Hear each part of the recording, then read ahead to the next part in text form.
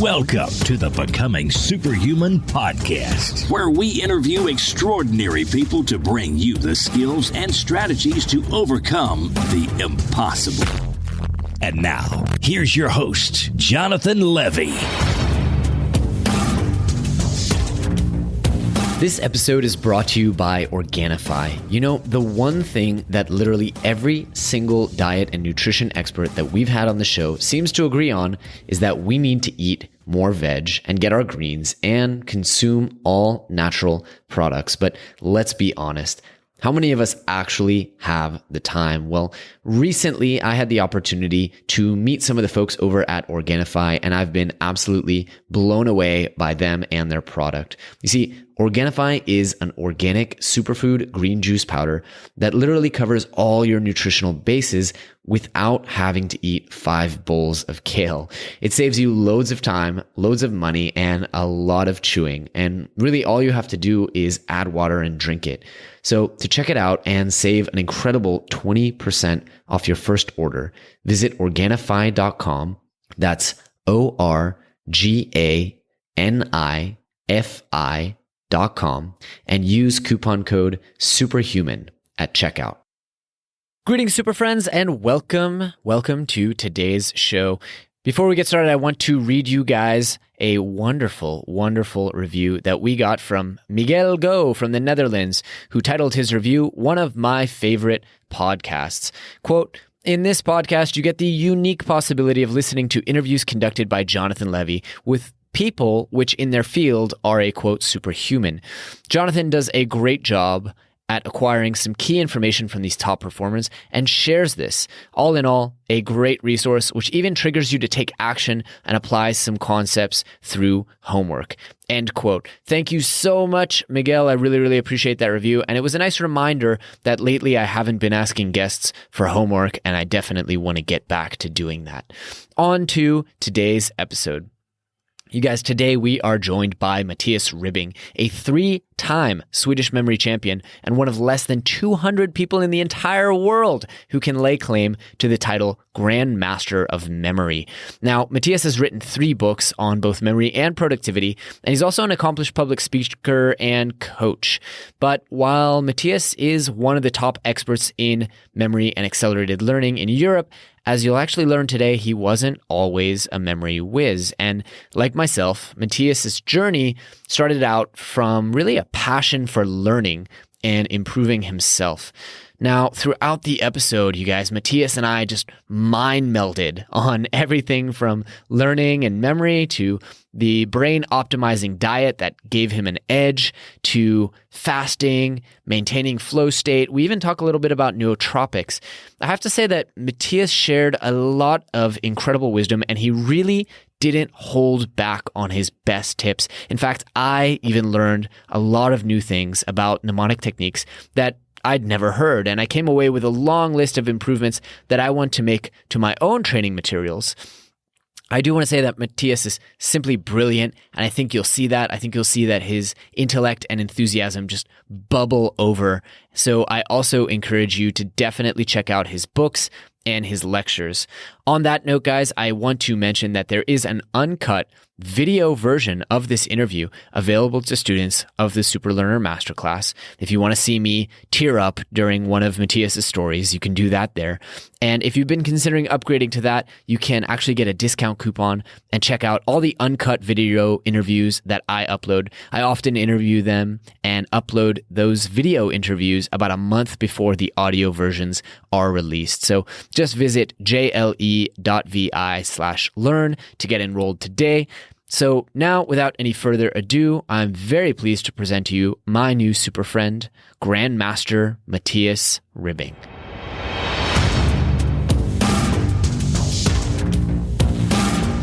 Mr. Mattias Ribbing, welcome to the show, my friend. We are so excited to have you here.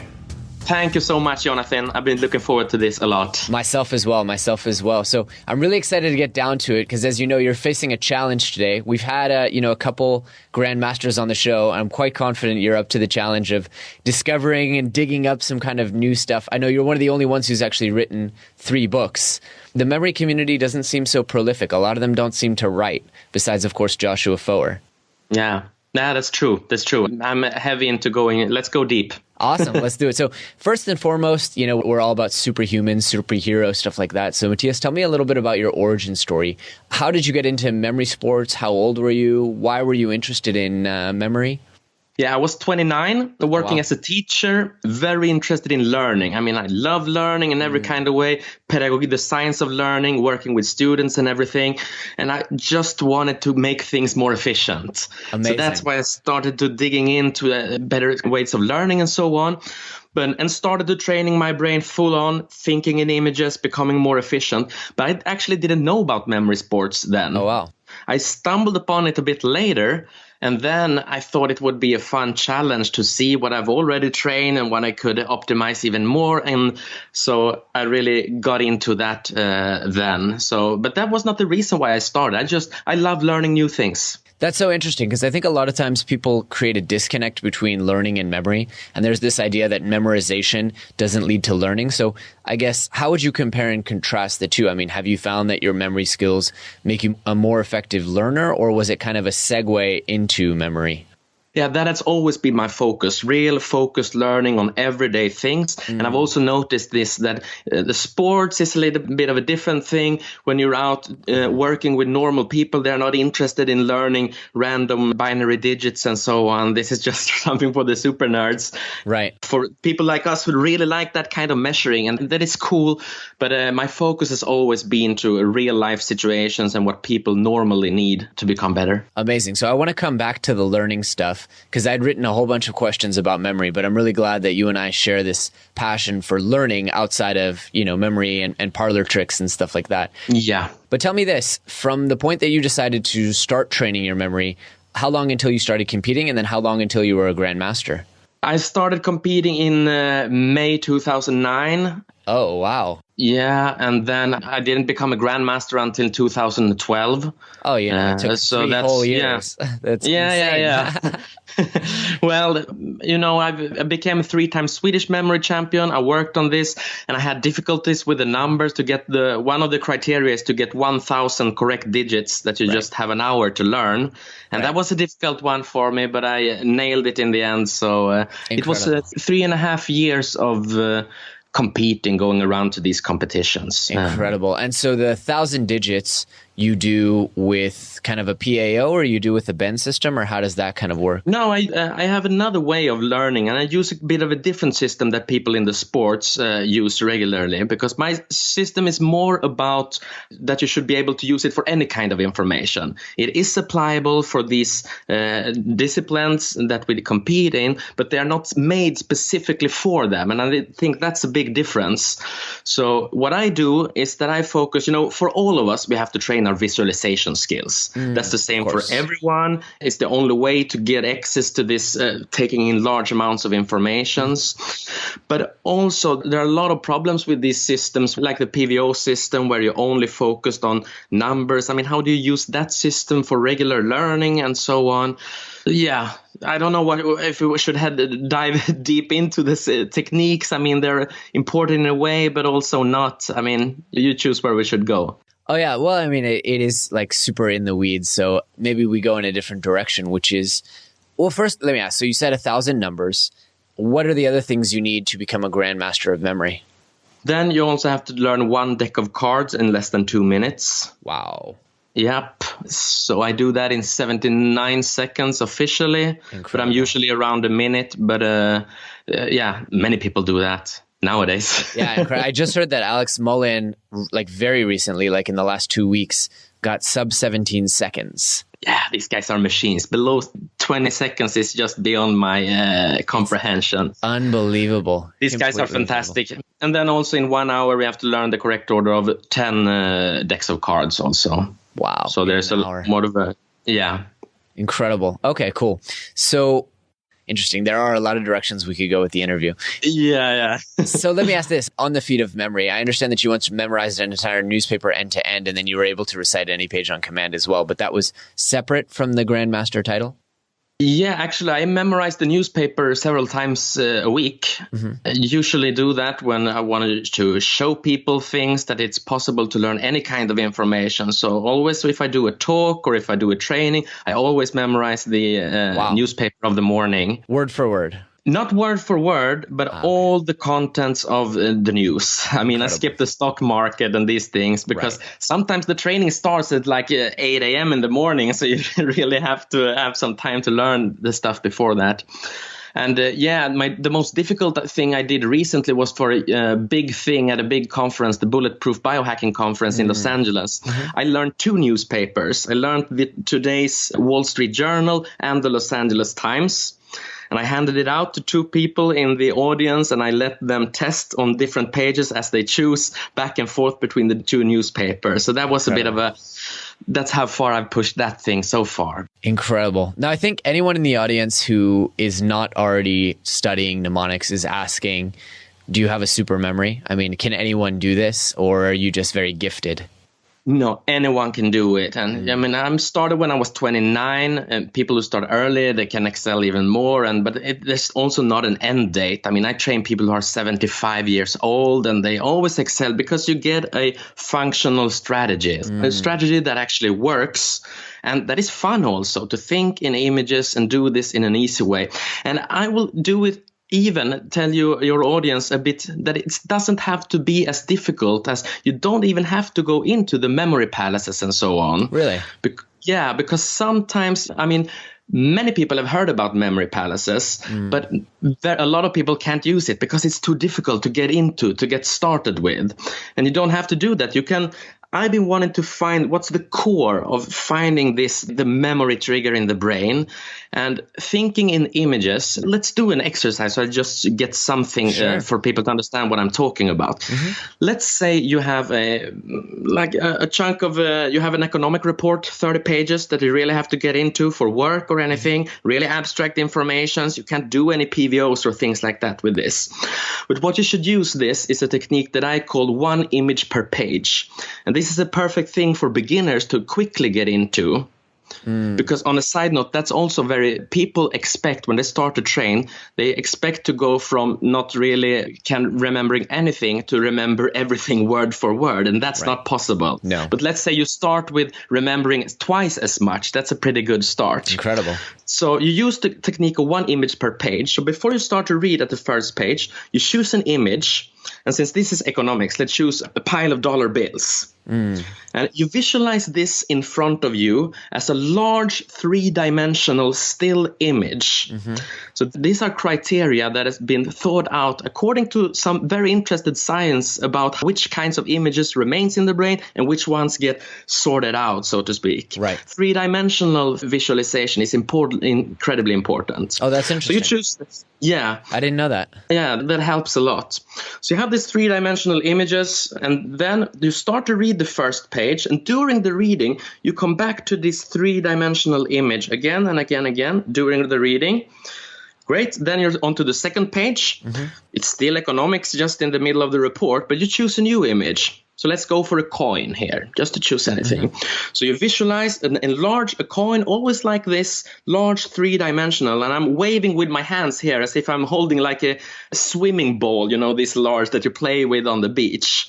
This is actually a standard size of visualization. Because, if you do the same thing over and over, it becomes more and more automatized for the brain. Right. And it requires less and less effort. That's also on a side note that creating huge stories where you try to imagine yourself tasting, smelling, sounds, everything, I would say that takes too much focus away from the real content of what you're studying. So, then we have the large coin. We go through the second page there, onto the third page. We choose a new image. The important thing is not what images you choose. It's the simultaneous visualization. Yes. So that's what I would say is the key. So you don't have to worry about, people are worried about creating the perfect images, the perfect systems. Yeah. And I would say that's not such a big deal. You choose something, you choose the first thing that comes to your mind and you stick with that. Right. And that's the cool thing. I mean, visualizing a 3D image is like, that can be almost fully automatic. So you can have so much focus on the actual context and what you're reading. Okay, onto the third page, you choose a new image, let's say a piggy bank here. And you read that page, coming back to this while visualizing. And then you move on through the pages. It might seem difficult to come up with new images for the beginner all the time, but you can always visualize a variation. Correct. Yeah. So let's say you visualize for the fourth page, let's go for a piggy bank cut in half made out of cheese. Mm-hmm. So you can visualize for the images, for the brain, that's an entirely new image. So you can continue. Next page, let's say the piggy bank's paws made out of chocolate. Next page, a green plastic piggy bank that's pulled out, twisted around itself. I mean, you just choose something. Yeah. So the images, you never run out of images. Right. And then when you've read this report of 30 pages, you end up with 30 images. Then the first thing you should do is a super quick mental review that you only start to read until you come up with what image did I visualize. So you start reading at the first page, that's the dollar bill. Second page, that's the coin. I like that a lot because a lot of our students have difficulty. Obviously, I teach the speed reading side of it and then add on the memory, right? And a lot of our students struggle so much because they're like, do I create a marker for every word, for every object? We call them markers, the images. Yeah. And, do I create one for every image? And probably one of the top questions that I get is, I don't understand how I'm supposed to make. I said at one point in one lecture that you could have up to 5 images per paragraph, right? If it's like a Wikipedia article. And a lot of students are like, how am I supposed to visualize 5 And so the marker density question is such a big issue for a lot of our students that I really like that idea of start with one. If you can summarize and create a sophisticated enough image and a vivid enough image that summarizes the whole page, I really, really like that. And then in your review, go back to that image. I think that's a really great training tip. Yeah. And I will say that you don't even have to, if you make it 3D and large, you don't even have to focus so much on getting into a whole experience. That the brain takes care of that for itself. So you go through this and then, you know yourself that focusing on the images, these images, they work like magnets, basically, for what is on that page. It makes you, because usually when I teach students and so on, that some people have experiences of that sometimes you could remember what a page looked like with the columns and with an image or something like that. And then you could always find what was on that page. Absolutely. So this is a similar experience, but it works for all pages and it works to a much greater extent as well.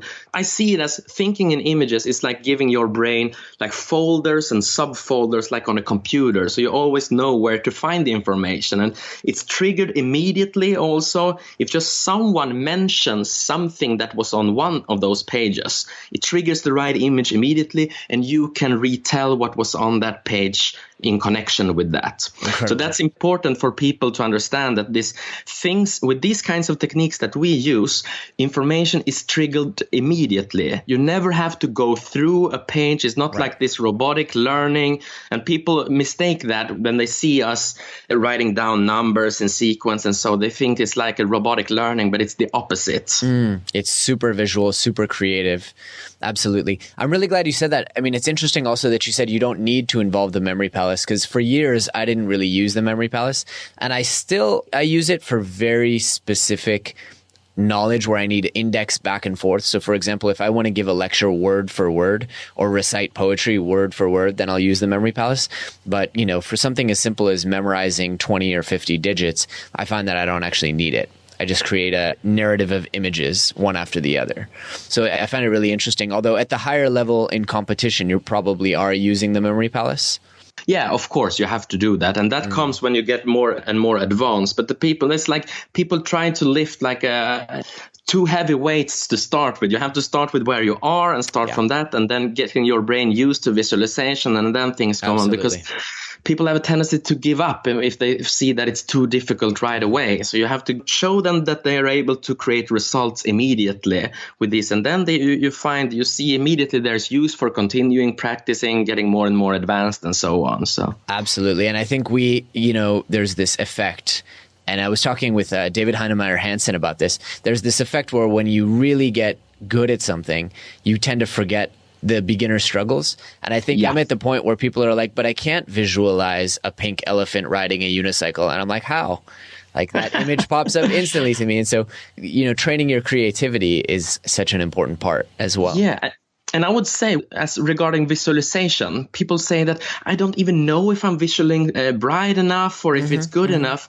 And the thing is, visualization works like this. If you say just a normal elephant, if you try to visualize that, how visualization works is that for a fragment of a second, you think you might have seen some detail or something, then it's gone. Right. And then you try again, you might have think you've seen something and then it's gone. And so it's a very vague way of seeing. It doesn't work like the eyes. It's a completely different way of seeing.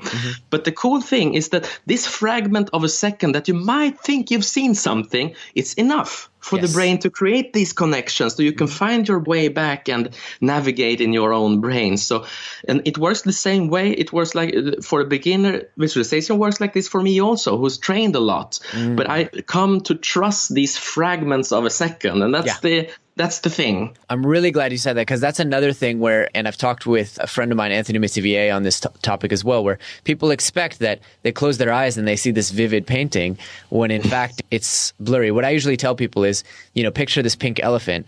They say, well, how much detail, how much this? As much detail as possible, of course, but can you tell me which way the elephant was facing? And if his snout was up or down? And they're like, yeah. I'm like, okay, so you got a real You've done it. Yeah, you've done it. You have the whole visualization. I don't need to know, if he was an Indian elephant or an African elephant. No, it's not possible. But the brain creates something, and that's enough. So it's a lot of it. It's giving up this, I would say, because a lot of us who get into this kinds of field, we are perfectionists. We want to do everything perfect right away, doing it in the exact order. And a lot of this training is about losing your perfections, because you can't get it word for word right away. I mean, everyone who's done competitions know this, that the way we train is that we fail a lot. We try to do much more than we can, and we fail. Next time we fail a little bit less. So you have to be fine with failing, lose your prestige, just getting calm with that, and then things will come if you start. Absolutely. I can tell you and I are going to be very good friends, Matias. Yeah. I mean, it's cool to talk with someone who's really into these things. Well, so on that note, we're both learning aficionados, more so than I think memory. It sounds like memory for us is a vehicle for learning. So translate for me, maybe, we've talked about the actual methodologies for memory, visualization and things like that. And we haven't touched on things like spaced repetition, but what's your methodology for accelerated learning? I mean, if today I were going to say, Matias, come to Tel Aviv and let's hang out, and you were going to hang out with me and we were going to do acro yoga, right? So like something outside of a book, a little bit more challenging. How would you go about accelerating the learning of something like that? Well, first we have to start with defining learning in a very practical way. And learning is always when you manage to create a connection between something new and something you already know. Yep. That connection always has to be made. And when you fail at that, then that's when you experience what I call the brain Teflon syndrome, when things just information just pour off you like water off a frying pan. Nothing sticks. Right. It's so people think that's annoying because they hear something and they hear the words or you see what you're reading, but nothing sticks. That's always because you can't create this connection. So one thing to cure yourself, if you find yourself in this situation a lot, is to go back to Google short summaries of what you're doing. Always start with that. Google short summaries. Focus on that. You should never start from page 1 with a non-fiction book if you want to get into a new subject. Never. That's a waste of time because the brain it's not prepared to take in any details if you're not aware of the general structure of this. So that's one important thing. And just to add back to what we talked to recently, that if you go into what an inner image actually is, when you visualize this elephant, even if I suggested an elephant to you, it's always your own image.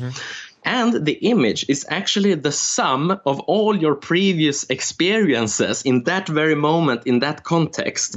So visualizing an image is like taking your own experiences, pushing it forward towards this new in order to create a connection as fast as possible. So this thinking in images is something very, very deep. And it's always a good starting point because you don't get this brain Teflon syndrome, so to speak. I like that. Yeah. So this is, and also, I mean, inner images, it's the key for communication. When I talk to you, my objective is to get an inner image inside your head. So that is always the key. That also, on the third side note, that when learning languages, for example, with inner images, that's the cool thing. Then you connect new expressions and so on immediately to the images, immediately to the actual meaning of words and so on. And that's a big difference from our old way of learning languages, when we, like a robot, just repeat new word, translation, which makes it just a robotic thing that you always have to translate in your brain. When you use images, you connect the new words to the actual meaning. There's no translation, and you can think immediately in the new language. Exactly. The thing that looks like a spoon has just 3 or 4 or 5 or 6 or 9 different words for it, depending on what paradigm you're in. Yes, exactly. But back to your thing about acro yoga and learning anything new. The thing here is to create this connection between what is new. These inner images is where there is mental learning. You know, whether physical learning like playing a guitar or you have to do the work. But if you at the same time think of an image in that situation, I mean, you've talked about this a lot, what fires together, wires together. Yeah. And my key hook is always have an inner image at the same time as what you're learning. And then you get this magnetic effect, even if it's guitar. I'm a musician. I play horns and guitar. That's my thing. I was from earlier. So if you at the same time as you're playing a song, or perhaps if you're doing your yoga, you prepare your brain to always find back to this position much better if you visualize an image simultaneously. Absolutely. So this, like, you feed the brain something so it can give back the instructions to the rest of the body, so it will learn much quicker. I love it. And then, of course, you can learn sequences and all these things much faster. But it's like an inner image. You can also see that as a simulated experience. For the brain. It's like it has, when we had inner images for these 30 pages of economic report, it's like the brain all of a sudden, out of a dry economic report, it has had 30 experiences. So lots of things will connect to it. And it's actually a way of living a little bit more, I would say, because you make your brain used to having real experiences all the time. Even if you're in between 4 walls, just having papers with just dots on it, basically. Or if you're reading a book, you're creating inner images. Yeah. And if you do this consciously, you're increasing your way of living, the quality of life a bit more. So it reminds me of a quote, and I don't remember who said it, but the man who reads lives many lives, the man who doesn't lives only one. And it's exactly that. It becomes this vivid experience to get inside the mind of someone else. Excellent. But the thing is that earlier, when we didn't know about these techniques, we were dependent upon these images that pops up naturally. Now we know, people like us, that we can create these images intentionally. So even if we don't like a subject, but we have to learn it, if we're not that interested, all of a sudden we're starting to create these images also. So it is actually a way to get control over your brain's ability to learn. Which has so many good things to it. I mean, you can, as you know, when we've learned something, we can trust our brain. We can then let it go, be totally relaxed, and trust our brain that we get what we need at that time, because we don't have to be in this constant repetition mode or anything. Well, we know it. Yeah, that's actually on my to-do list of things that I want to record for my students. Is I kind of call it I'm playing between 2 different names. Like I like these names like Teflon syndrome. So one of them is the memory Pygmalion effect, and one of them is the memory Gollum effect, coming from the world of management, right? So I have a business degree, and it's this idea that if you look at an employee and you think inside your mind that he's going to succeed and that he's very efficient, very effective, very intelligent, he will be. But if you think that he's an idiot and he's incompetent and you're not sure why you hired him, somehow through the magic of nonverbal communication or whatnot, he will fail. And your memory is the same. Like, I use mnemonics 70% of the time, but the 30% that I don't use them, I just memorize things. Like, I know exactly where my next meeting is. It's 3361 19th Street. I don't have a mnemonic for that at all. It's just, I captured an image of that text. And so it's because I trust my memory, it lives up to my expectation. And if I were to go around, and so many people, I'm sure you get this as well, you tell them what you do and they go, oh God, I have a lousy memory. I have the worst memory.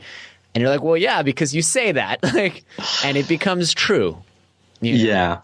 There's so much to this, definitely. And for a practical example, when I do memorize the newspaper, people would be shocked if they saw just the few images that are needed to memorize an entire newspaper. You actually, when you start to trust your brain, exactly as you said, so you know that maybe I just need one image for a whole article and I can still recall it with facts and so on because I've trust my brain, I'm into that, and I'm using just the right markers. It's a very good word that you use. So, and you can add in the extra ones if there are specific facts, numbers, or names and so on. But there's so little needed. And what we do, it's not that far away from a beginner. I mean, everyone can get there. People think that you're like the superhumans are so far away, but actually it's not. We've learned to simplify, to get to the core of things. To fail is okay, and all these things. So if you get into it with that attitude and what you just said, no one is that far away. Absolutely. So now you've piqued my interest because you talked about learning languages, you talked about horns, you talked about guitar. What are all the things that you've learned? If you're like me, I keep kind of a CV of things that I learned so that when people ask me, they're like, oh, you teach accelerated learning. Like, what have you learned? And I'm like, oh, piano and Russian and Spanish and Hebrew and da-da-da-da, So what's your kind of CV of things that you've learned over the last, 10 years since you've been engaged in accelerated learning? Well, that's a lot. In the beginning, I was a lot into history, focused on that because that was a major gap from school. I hardly knew any history, basically, and never had an overview, so I did that. But in the later years, I've been doing also the principle of not adding too much input, to really focus on some areas to see how deep you can get into it. And also when it comes to helping other people, I've written 3 books. And the latest book is a way how to learn math using these kinds of visualization techniques, which the way we do it, I wrote it together with a mathematician because I suck at math. I'm a horrible mathematician. My co-writer said that, oh my God, never has there been someone as lousy on math as you being able to write a book about math. So I had to relearn it basically. Like I like language, words, writing and so on. Never been this. People think you're a mathematician because you can recite the order of the numbers and so on. But I'm definitely not. So I had to relearn that. But the cool thing is when you do this, we did it together and put together a new way of learning math that I have never seen done anywhere in the world before, because it's not about memorizing 4 equations and so on. Memorizing equation can even disrupt your learning. It can in a bad way, because then you forget the actual application and how things work, like these robotic recitations. So what we did is how to actually create this connection between something new and something we already know through thinking in images, learning everything from the arithmetic rules in the very beginning all up until advanced high school math. Wow. And covering everything. And to give you one example of this and how the images can work like magic is one visualization exercise. You have to visualize a sleeping cow. Everyone can see this sleeping on the floor, a big cow, and then you visualize a man lifting this cow up in a certain way. And this visualization exercise takes about 10 minutes, but everyone can follow just what it looks like, this man lifting this cow. And at the end of this 10-minute visualization exercise, people are usually shocked because all of a sudden they can approximate a value of sinus and cosinus for all possible angles. Wow. And people were just like, whoa, what did I just do? I don't know anything about math, and especially not those horrible words. Wow, that's incredible. And the only thing they have to do is to take a look at the inner image, and the answer is right there in front of you. So, and this is again, that every inner images, thinking in images, everyone can follow, and then new things can be connected to it. But learning math with people that, like me, who had a great difficulty with this, like when someone start with saying these difficult words that I don't even know in English, or for difficult mathematic applications, then people just shut off. No new connections are formed, and you struggle and you force, and the same way all over. So what we've done is not using images to memorize things by heart, but to memorize the actual application and the actual meaning and application of new mathematical concepts. Wow. So this is what I've done for the last year too, and that was a lot of work I had to. I mean, for these periods of time when you really wanted to create something, you have to shut other things off. Yeah. And when it comes to productivity, I deleted Instagram, Facebook, even in my iPhone. I told my wife to put a code there, not even allowing Safari on my phone. Said, wow, you put the code back when the deadline is met. So that was just incredible. Getting into something. So I'm definitely the kind of guy who delves deep into one area at a time and then do it fully and then let it go. This became a great book. In Swedish, it's printed physical books. In English, it's available as an e-learning course. So it's on my website, grandmasterofmemory.com. You can find it out there. So awesome. Sorry for that plug. No, it's fine. Please. Your story touched me a lot because you took me back to 7th grade, and I had a very evil, sadistic math teacher who told me that I would kind of never get anywhere because I couldn't do this stuff and wanted to hold me back a grade, and just made my life a living hell. And I think a lot of what I do today, I do because of my struggles, obviously, in academia, specifically with math and science. And I just was thinking to myself, like, if I had something like that, and it was specifically with, calculus and things like that, if I'd had these tools, and I always say that if I'd had these tools, I would have had such a different young adulthood and childhood. And it's, for anyone out there who's struggling with this stuff, like there are answers. And I think it's also a huge testament just to what we said about creativity, because I've never even thought about how you could use mnemonic kind of markers for things like sine and cosine. Incredible.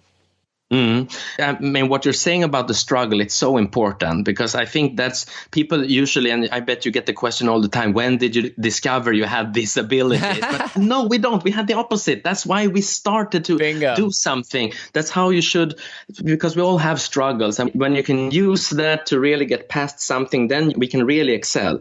If you would have an average good math, there would be no need for, you wouldn't excel into these superhuman learning skills. Right. So that's important.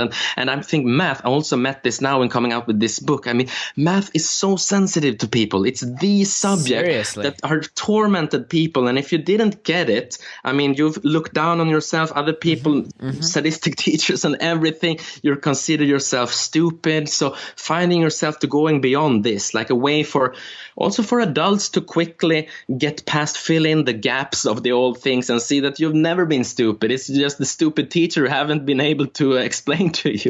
I love it. So it's so important for our way to looking at ourselves as learners and everything, and to use these old struggles to, now that we know mentally there are techniques that everyone can use, and especially if you had struggles, to excel far beyond anyone else. I love it. So we should be thankful in a way for our struggles. Otherwise, we wouldn't have started getting into this area, I guess. Yeah, absolutely. I once heard it said, a comedian say about Bill Gates, you have to spend a lot of time crammed in a locker to decide to take over the world of computers. Well, I say you have to spend a lot of time explaining to your parents your grades before you decide, you know what, I'm going to hack my brain. Incredible. So what are you excited about learning next? You just finished this book. It sounds like it's time for you to reward yourself with some leisure learning. What are you passionate about right now? Oh, yeah. And I have to think what I'm doing right now. I mean, I've been now so busy to help other people. I mean, for these 2 weeks, for 9 days, I was out touring around giving 8 talks in 9 days. Wow. And I said, always learning the newspaper of the day. Right. I mean, you can ask me anything about today's politics, about everything that you read in the newspaper. Mostly not that interesting, but I take in so much information and work with so much information. So it's not that I haven't gone into a specific small area. It's like everyday learning, taking in as much as possible, meeting a lot of people, taking in new business relationships and all these things. Very so cool. That's been my focus as of now. So I don't know. I've always wanted to write a book about languages and to do also that's why I've been holding back. I speak German, English and Swedish, and I'm dying to start with new languages, but I've held that back because I want to document that full-on process at the same time as helping other people and writing a book perhaps about it. We'll see when I'll get to that. Now I just have to promise my family I've written one book and that's a horrible it's such a for difficult everyone. Process. Oh yeah. It's like giving birth. You're happy when it's done, but the process to get there is really painful. Exactly. But then it just takes a few months and you started thinking about the next. So it will come for sure. So let's see what it will be. And then it will be all about getting in deeply into one area again. But now I'm more about this general learning phase. I love it. So talk to me a little bit about nootropics. I mean, I know you were at the Bulletproof conference, so you've been exposed obviously very much to this world of brain enhancing substances. I don't know if they were popular when you were in memory sports, but what are your thoughts? Have you used nootropics? Do you use them? Yeah, a lot. I've stayed away from the medical stuff because these things aren't legal in Sweden and I have to play by the rules, basically. So I didn't know about nootropics when I was competing, but I, so to speak, found out about the most important nootropic, which is food. Yeah. Already back then, in 2010, I discovered for myself that I really wanted to hack competing in memory is such a mental strain, and these competitions they go from early in the morning to late in the evening. You can't have any dips after lunch or these things. I wanted to hack that process because I saw, especially in the afternoon, I was not performing at my very best. So then I got into food and see how I could do that thing better. And I discovered that I found out about the low carb, high fat diet, and that completely changed my way of performing. Yeah, for a long time. So that I started that back then, and I did careful measures also. That's the interesting thing when getting off of sugar, adding new things, and constantly recording what are the actual results of the memory sports disciplines. For example, getting off sugar. Everyone should do it. Totally. Even the week when you start getting off it and you feel bad, you have headaches and all these things. When I was, because when I started, I drank all these energy drinks and everything just to get pumped because I was working with other things at the same time and I had no idea about these things. But it's so easy to measure that when being psyched on an energy drink, my results of the memory events was worse than when I had a headache and getting off sugar. My scores were higher because there's something for the focus gets calmed down. When you're on energy sugar, your focus, whoa, go this direction, and you're happy and maybe like this, but it's horrible for learning. It's just horrible. And then it's 1 week maybe with headaches and a bit tiredness, and even after that, you will also feel good and perform even better, of course. But it was so clear that the results showed immediately when wanting to measuring these. I'm really glad you say that because I have a couple courses, one on health optimization and one on obviously learning and memory. And in both of them, I'm like, get off sugar. It's killing you. It's killing your brain. It's killing your body. And it's really glad to hear that someone, because I say it based on, your brain is going to do this instead of this. And if you have medium chain triglycerides, it's going to burn this kind of energy, and ketone bodies but you've actually done the work and said, my memory is better on a high fat diet. And that's incredible. Yeah, because you see people, during these tough competitions, you see people struggling with this. Everyone knows that you can't have a big bowl of pasta for lunch because then you will drop later. But then people then they take a small salad or something like that. But then you get hungry and then you can't concentrate also. turning your body into like burning fat and your brain to work on ketones. What I experienced was, it's not that it was first and foremost the endurance. That you become like this, you get the feeling of like a machine who can just keep on for hour after hours. Then it's starting to get late in the evening, and you get control, or you're not a victim of your brain shutting down because of the lack of energy. It's always there. And I mean, so a steady blood sugar and all these things, good fat. So I would say that's the big thing, having this feeling like in Sweden, we have an expression called the Duracell rabbit. I don't know if you talk about something that moves on and on and on and on and on. Yeah. It's a really cool feeling to get that. Yeah, it would be very interesting to experiment also with intermittent fasting, because your focus and attention goes really high, in hour 20 of a fast, when your body's saying like, we need to start getting creative. We need to put all our faculties forward. Yeah. It would be really interesting. Man, it's so cool that you're into the intermittent fasting and all these things, because I would bet that the memory world needs you, because also the importance of having both I call it the hardware and the software. I mean, thinking in images, and that's installing the best software in the brain. But now we're getting into the hardware and what's optimal for this. Then you can really get something powerful. Totally. And when it comes to the brain and fasting, it's amazing. I did my first full 48-hour fasting. Wow. I've been doing intermittent fasting a lot, but this spring I did 48 hours. And I mean, when the brain turns on in a way that I haven't experienced before, the hunger was worse just like a few hours after eating. And then that calms down in a way. Yeah. And so if you know that it's okay, and the brain, I mean, we're built to fast. We're not built to eat regularly 5 times a day. It was never like that in the old days.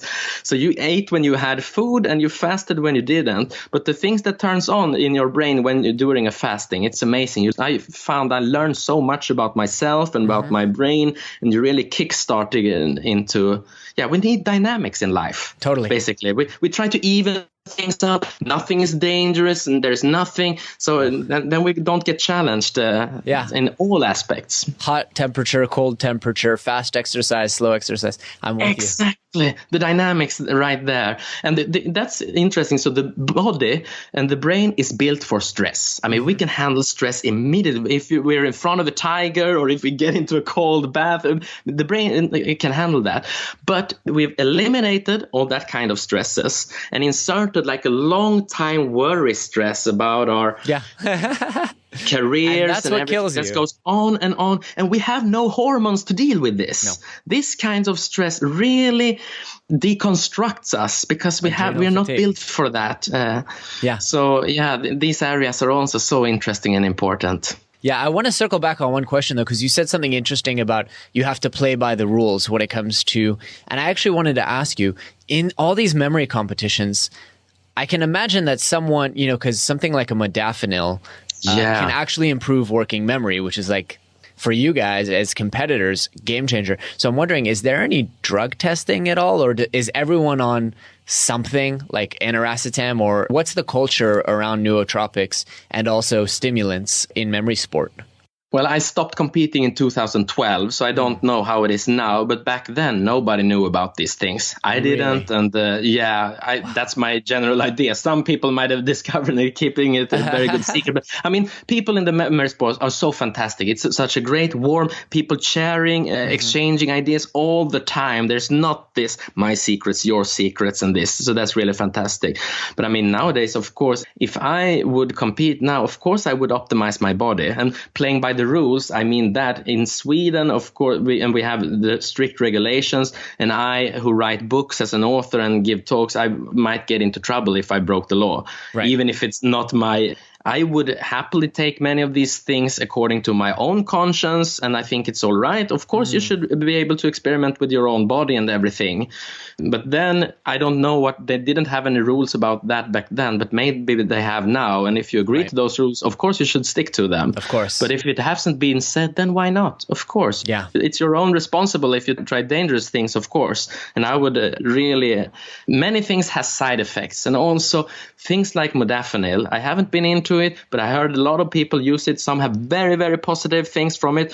Some see that you get mental side effects. Yeah. Like if you're not prepared to be on that level, what will happen to your psyche that's not prepared? I mean, it's like, I wouldn't be prepared to push down 100 feet under the water surface. Many people can do that, but I don't have the preparations. So then many side effects can come that is not strictly medical, but also just mental side effects, I would say. Yeah. And that's also what I've heard. But I don't know. You have to find your own way. Experiment. Take things step by step. Be careful. I mean, your body is the most, and the brain. But I think this is not such a big problem, because all of us guys who have this inner, who really want to get deep with things, we are not looking for the quick fixes. We're looking for the what can build up. We need to add to many of these things. So I would never really to waste my brain out just to perform at a super maximum for a few hours.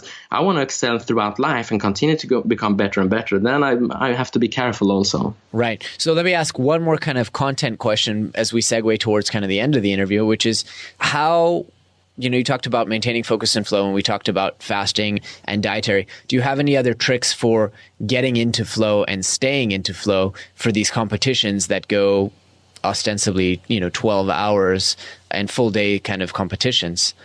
No, it's preparing these things. And I mean, generally in life, when you need this super focus, for me, it's been always about doing things that are more that you're scared of. To really do things that you're scared of. I mean, the first time the experiment I told you, when memorizing 2 newspapers at the same time, I've never done that in any training before. I never done it in my first language, which is Swedish. So I tried immediately in front of a big crowd on a big stage to do that first time. I could have failed, and that would have been all right also, because I'm just me. Then we could learn something about that also.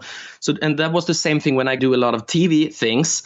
I really try to do the most difficult things and tests on TV. And that was really super strenuous and scary and all this. But then I noticed that after that, I relaxed on live TV in front of millions of people, and that was all right, because I've tried the more difficult things. So go for the things that you're scared of, because there's not one, you can't avoid these things, and they will always come in and disrupt your focus. To get rid of them, you really have to do them. Yeah, I think that's great. I have this thing that I've recognized the taste of an idea. If I get an idea like, wow, this is interesting, I know the taste that if I have to do it, so to speak, if it's something that challenges for me or not, I recognize to learn the taste of it, that it's the right thing to do.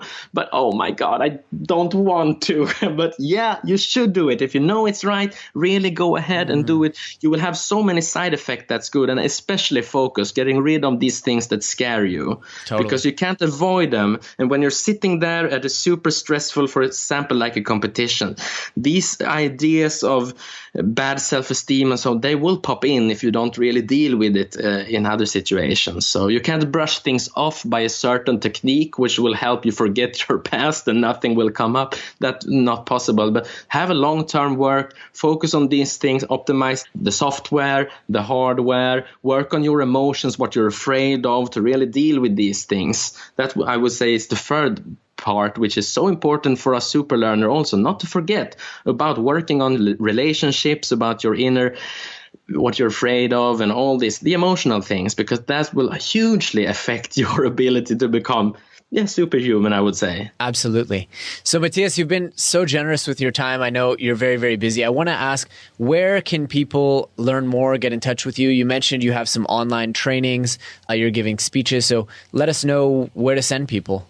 GrandMasterofMemory.com. That's my English version website. So far, I've done the most things work in Sweden, but I'm really switching over and will go full on English in this coming year. Awesome. And please contact me on social media. Mattias Ribbing, my name, Twitter, Instagram, Facebook. I'd be happy to hear from your audience if they have any feedback also. Awesome. And I also want to give people, we teach in our course that it's best to learn things from as many different sources as possible. So a lot of people could say like, well, what's the difference between this course and Jonathan's course or Anthony's course? And I say, like, if you've got the time and you've got the interest and you've got the passion, I learned a lot from Matias today. I've learned a lot from Anthony. I've learned a lot from every memory expert that I talk to. And it goes to stand that if my students go to you or your students come to me, it only makes them better and more rounded learners. So definitely an endorsement there. And my hats are off to you. I'm so impressed with your way of taking in as many experts as possible. It's not about competing, but together we can raise the awareness of memory, learning, and having all these things that all people's interest will grow. There will be enough for all of us to help other people because we generate interest together, and no single person can do that alone. Absolutely. I look at it as business books. You know, I really like to read Malcolm Gladwell's books, and I've read probably 100 business books, and it's not the case that I'm only going to read Tim Ferriss's business book. So I look at it as the same way, as the more the merrier. And if you have passion about the subject, then get out there and learn as much as you can from as many people. So, wow, that's great. So, Matias, I want to ask you our closing question, which is, if people take away just one message, if they don't have the mnemonic techniques, and they take that one message, they carry it with them for the rest of their lives, what would you hope for that message to be? To have something really practice is to remind yourself to think in images. Always to be able to bring an image forward and try to see it in front of you, because it will increase. This works like the magnet that will draw things to it, information to it. You're putting your mind in a way of active mode that you can take in more of what's going on around you, not less. So thinking in images, that would be the key, I would say. Beautiful. Mattias Ribbing, thank you so much. It's been really such a pleasure, and I really want to connect with you, hear what you're working on, and we can collaborate, mastermind. I would really love to help you in whatever you're doing. I'm so psyched about getting to know you, Jonathan. It's been a pleasure being on. Pleasure was all mine. Take care, Matias. Thanks, you too. All right, super friends, that's it for this week's episode. We hope you really, really enjoyed it and learned a ton of applicable stuff that can help you go out there and overcome the impossible. If so, please do us a favor and leave us a review on iTunes or Stitcher or however you found this podcast. In addition to that, we are always looking for great guest posts on the blog or awesome guests right here on the podcast. So if you know somebody, or you are somebody, or you have thought of somebody who would be a great fit for the show or for our blog, please reach out to us either on Twitter or by email. Our email is info@becomingasuperhuman.com. Thanks so much. Thanks for tuning in to the Becoming Superhuman podcast. For more great skills and strategies, or for links to any of the resources mentioned in this episode, visit www.becomingasuperhuman.com/podcast. We'll see you next time.